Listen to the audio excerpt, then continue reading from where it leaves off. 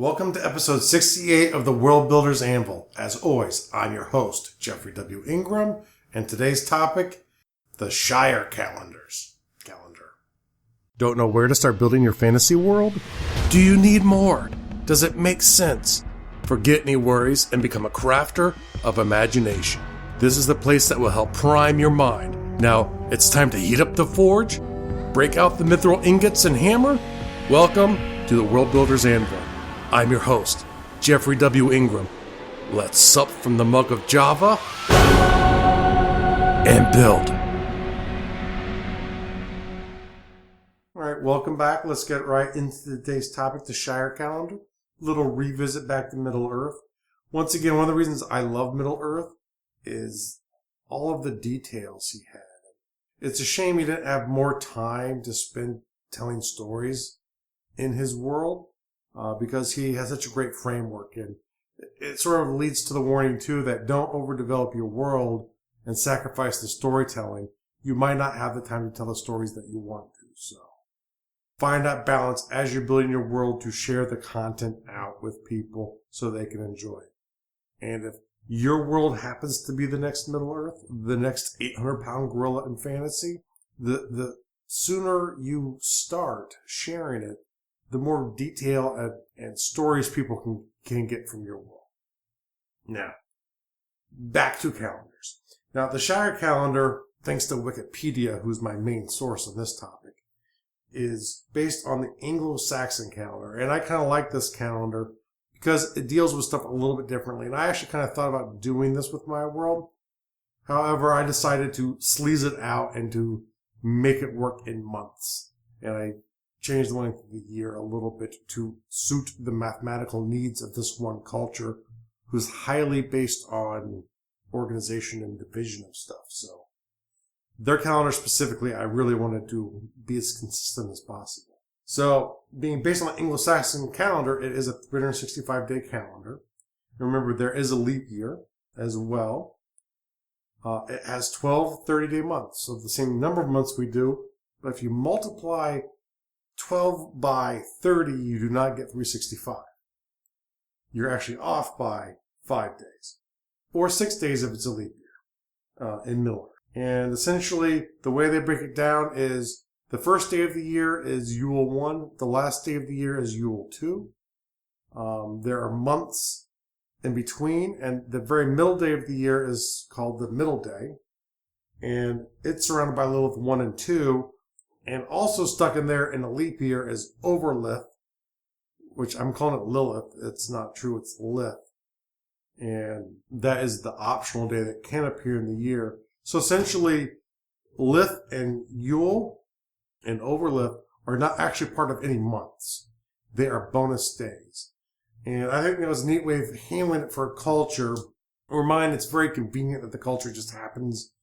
The moon cycles line up perfectly with the planetary solar calendar, which is probably unlikely, but I don't care for my world. But I like the way they dealt with it, where they kind of said, let's not put these in months.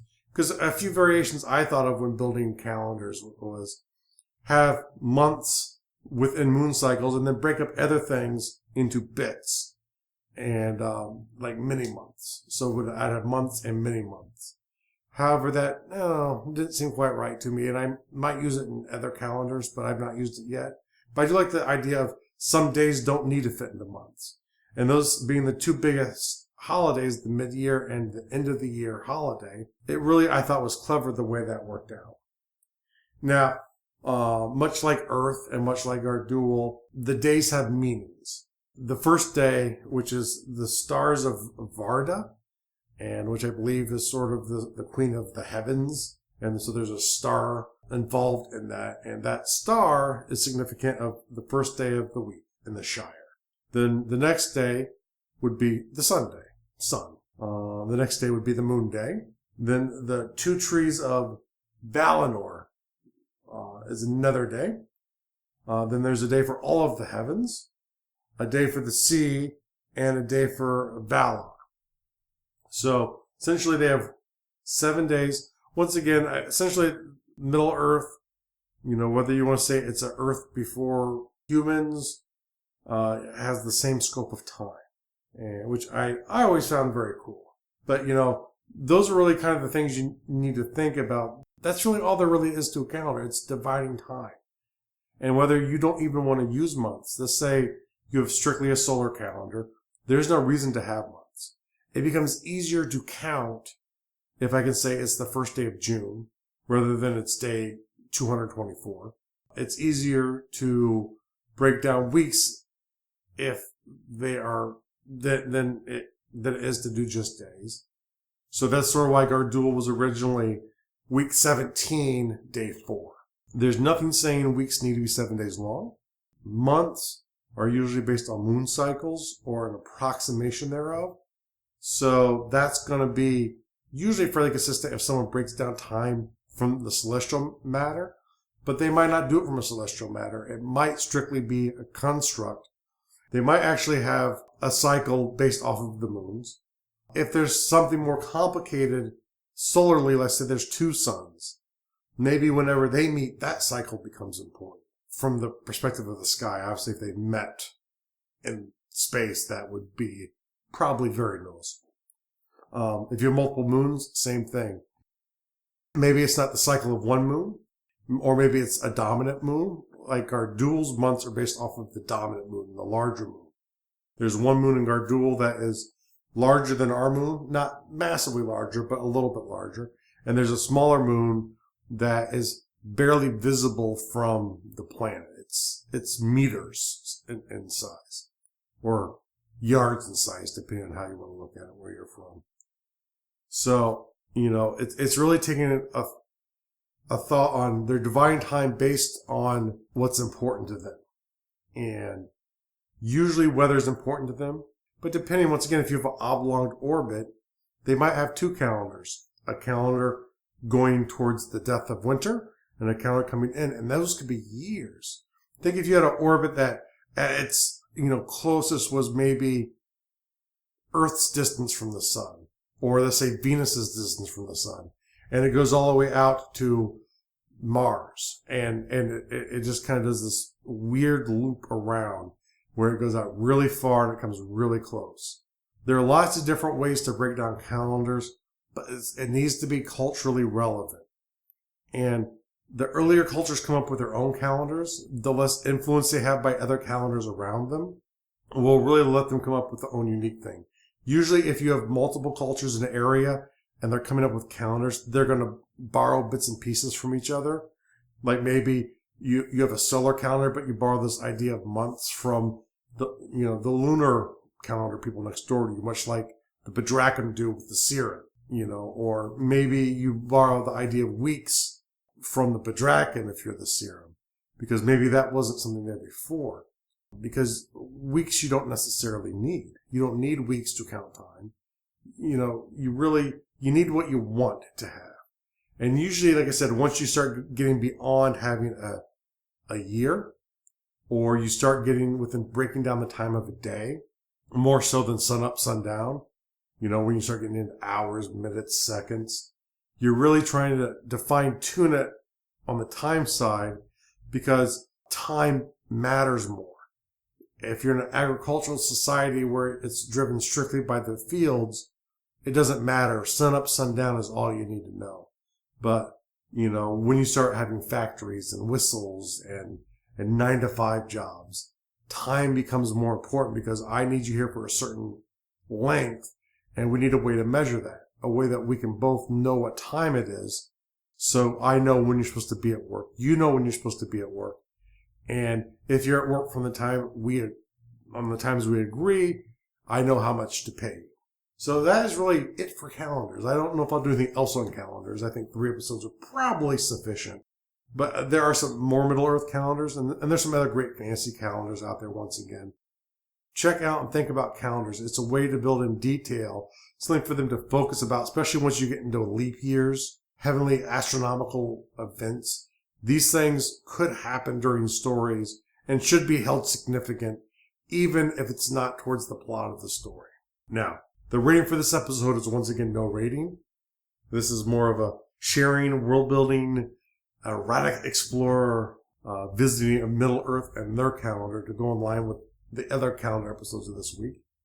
The world building task for the day. Now think about your calendar. And you might not want to change the one you've done. Maybe it works perfectly. If it hasn't, take something from this calendar and say, hey, maybe I don't need all of the days accounted for months because we do it in the U.S. Or maybe the way we look at months are different. Maybe we don't have months. But think about all of the elements of your calendar and really say, does this make sense to the culture who's going to use the calendar, not just to make my life easy. And if you're a clever game master and you want to cheat like I do and make a calendar that all mathematically works out except for the leap year, have at it. But make sure that all of the elements make sense to the culture that's using it. The real world task of the day. If you have nothing to appreciate, you're not looking hard enough. Everyone's life is tough. Everyone struggles. Some have tougher lives than others. In this country, we have poor people in the U.S. But the way we look at poverty here is nothing compared to the way we look at poverty when you go into third world countries. There is always something to appreciate.